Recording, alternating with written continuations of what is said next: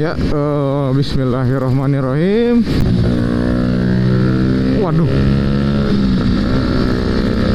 Dan saya sedikitnya sekarang akan apa ya? Throwback atau by the way tadi near miss boy. Bahas kembali karena video itu masih rame sampai sekarang ya. Saya terakhir lihat videonya udah 7,2 juta yang nontonnya. Luar biasa sekali. Indonesia tuh kalau dikasih yang berbau crash, berbau perdebatan, baru view-nya banyak. Luar biasa ya. Giliran yang skill gitu atau apa, yang kecil gitu view-nya tuh. Jadi mulai dari mana ya saya ceritain. Di tanggal 26 Juni kalau nggak salah, sama-sama bulan puasa by the way sekarang juga. Jadi ini minggu pertama di bulan puasa. Nah, crash waktu itu juga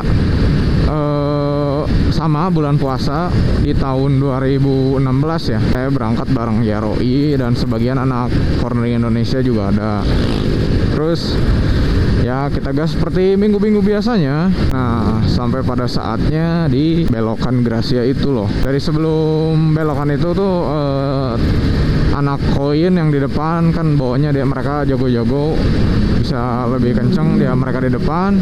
Dan pas sebelum di Gracia mereka turun gas, suruh kita di depan dulu. Yang crash itu namanya Ridwan ya. Halo, siapa tahu Ridwannya nonton. Ayo kapan gas bareng lagi. Saya posisinya di belakang Ridwan itu. Dan abis belok kecepatan sekitar berapa ya pas belok? Pas kan kondisi blind spot.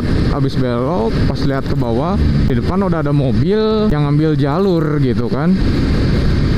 Mobil ngambil jalur, Ridwan ini otomatis kaget gitu, refleks rem depan lah gitu kan. Dan banyak yang bilang jalan itu licin, enggak, itu jalan nggak licin. Kelihatannya lembab padahal jalan itu kering kok. Jalan itu kering. Posisi remnya, kondisi motornya belum lurus banget di rem. Nah, misalkan lagi rada miring gini, rem kan pasti jadi crash gitu kalau sekaligus. Nah, saya nggak nyalain Ridwannya gitu, karena kita bisa lihat mobilnya ngambil jalurnya lumayan. Walaupun jarak banyak yang bilang agak jauh, tapi kan gimana ya, rasain aja. jangan sampai ngerasain. Ya maksudnya kira-kira aja dipikir gitu, pikir-pikir sok aja. Dengan kecepatan segitu itu ada jarak di depan, nggak akan bisa.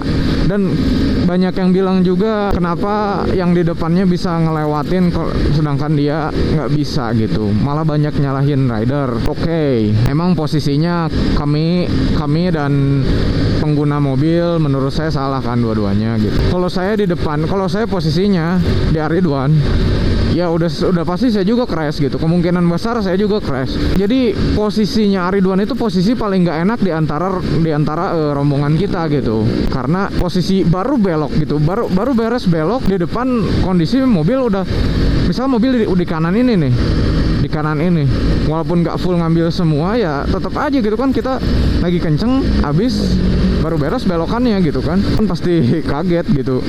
Mereka yang di depan itu udah posisinya udah turun, udah siap, udah turun gitu, mobilnya nyalip gitu kan. Sedangkan Ridwan kan posisinya baru turun, baru melihat jalan di depannya gitu yang blind spot. Yang dua orang di depannya itu kan jadi ada kesempatan untuk menghindar gitu, karena udah turun ya, jadi posisinya udah turun gitu. Kalau ini kan masih belok. Dan kalau saya posisinya sebenarnya makin belakang makin bahaya sih itu. Kalau di depan saya nggak ada Ridwan, di situ bakal posisi yang paling nggak enak posisi saya. Udah kemungkinan besar ya udah crash aja gitu. Soalnya pasti pas abis belok mobil lagi nyusul banget gitu.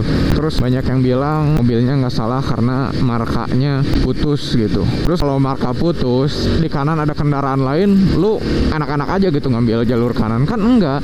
Jadi menurut gua mau putus kek mau enggak kek, tetap aja gitu kita harus hati-hati gitu di kanannya. Dan kalau misalkan markanya nggak putus, saya pikir nggak apa-apa nyusul ke kanan, cuman lihat kondisi juga gitu. Misalkan emang bener-bener ngagokin kan yang di depannya, masa mau ngikutin buntut mobil terus gitu kan. Kalau di kanannya emang kosong kan, kelihatannya kosong, susul aja gitu kan. Wah, ini orang ini ya, orang buta semua. Oh, ya Allah. Ya kita akuin emang kita salah, kita kenceng. Tapi kesalahannya tuh sekitar di 40-60 gitu, 40 di kami, 60 di mobil gitu, karena mobil tanggung jawabnya lebih besar gitu, membawa kendaraan sebesar itu. Daripada saling menyalahkan, niat saya ini cuman ya sedikit membahas kembali gitu. Mungkin ada yang pertanyaan-pertanyaan yang waktu itu belum terjawabkan. Nah sekarang saya coba dikit-dikit ingat kembali, kita throwback, kita flashback. Dan pas saat Aridwan crash, untungnya Aridwannya ke kiri, motornya ke kanan, masih ada untungnya gitu. Aridwannya jadi sama sekali nggak apa-apa. Mungkin pasti kalau udah sampai di rumah sih pegel-pegel pasti ya, mungkin ada memar sedikit, cuman nggak ada yang fatal gitu, alhamdulillahnya. Dan saat mobil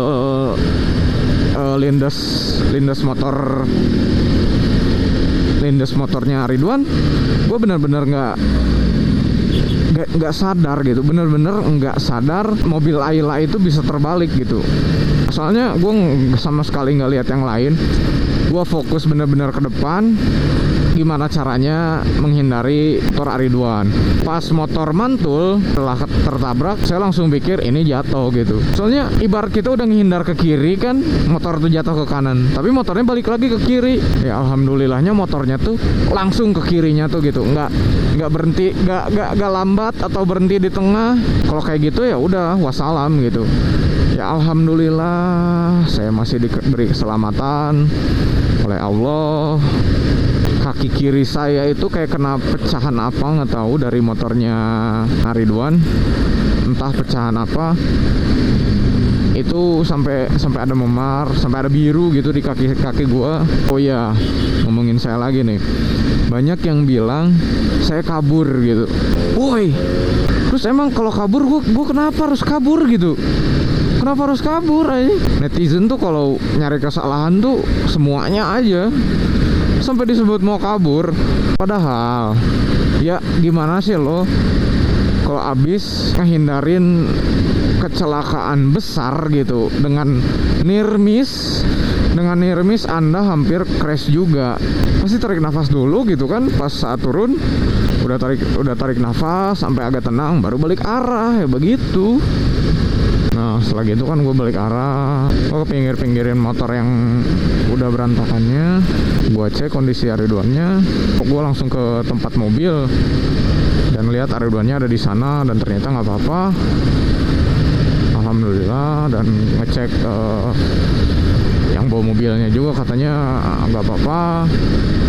Dan ada kejadian konyol di sini tuh sebenarnya. Kalian yang nonton pasti udah tahu kan ya, RC Moto Garage yang punyanya Rainer. Saat itu Rainer lagi ngecek dalam mobilnya, dia pakai HP sendiri, pakai flash gitu, ngecek kan keluar dia megang HP tuh. Nah disebut maling HP dong, konyol nggak? Ada yang nyebut maling HP anjir. Padahal itu Xiaomi Rainer itu lagi ngecek doang. Yang punya RC disebut maling HP. Terus banyak yang bilang, terus gimana kejadian setelah itu? Ternyata tuh malah sedikit konflik gitu antara pengemudi mobilnya, bahwa pengacara malah katanya, obrolan berbagai pihak mungkin. Jadi akhirnya membayar kerugian masing-masing. Di sini tuh ada hal yang konyol, ada hal unik lagi gitu. Nah, rame banget KFC, ayo rame banget. Minggu sebelumnya gua itu San Mori juga bareng YROI, dan di belakang Aridwan itu posisinya saya sama. Cuman di depan Aridwan itu ada Ajatul, dan posisi waktu itu Ajatul crash gitu. Ajatul crash, untung nggak apa-apa. Nah bisa lihat videonya juga, nanti ada potongannya, fullnya bisa lihat di YouTube atau deskripsi boleh. Di situ saya bantu berdiriin motornya, cuman yang konyol saya dorong motor dia majuin motor saya gitu, jadi tukeran motor. Alhamdulillah jatuh nggak apa-apa, itu karena jatuh biasa aja gitu. Alhamdulillahnya tidak parah karena licin aja. Sedangkan minggu depan dari itu tuh kan Aridwan yang crash, posisinya tuh Jadi Ajatul dulu, Aridwan. Nah, minggu setelah crashnya Aridwan, udah saya nggak San Mori sekitar sebulanan gitu. Karena ini juga sih, ya itu mah kebetulan aja kan pasti. Cuman gua nggak San Mori dulu karena udah pasti chaos, nggak akan bener. Dan ya kurang lebih begitulah cerita dari saya. Mungkin kalau ada yang masih belum terjawab, boleh tanyain aja. Kalau sempet saya akan segera jawab ya. Jadi kalian harus stay in control gitu ya. Thanks yang udah nonton. Sampai jumpa kembali di video selanjutnya. Peace out.